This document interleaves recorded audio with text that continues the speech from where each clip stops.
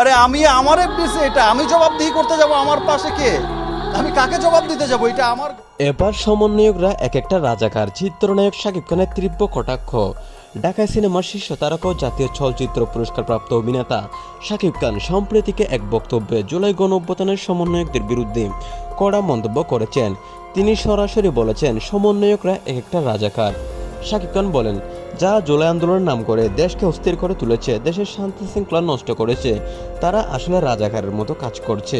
এরা দেশের বিরুদ্ধে ষড়যন্ত্র করছে, জনগণের স্বার্থের বিরুদ্ধে দাঁড়িয়েছে। এদের কারণে দেশের আজ এই অবস্থার মধ্যে পড়েছে। তার এই মন্তব্য রাজনৈতিক সেলিব্রিটি মহলে ব্যাপক আলোড়ন সৃষ্টি করেছে।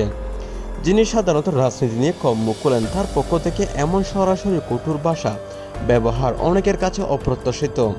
শাকিব খান আরও বলেন, আমরা দেশের উন্নয়ন দেখেছি, শান্তি চাই, কিন্তু এই সমন্বয়করা শুধু অরাজকতা ছড়াচ্ছে।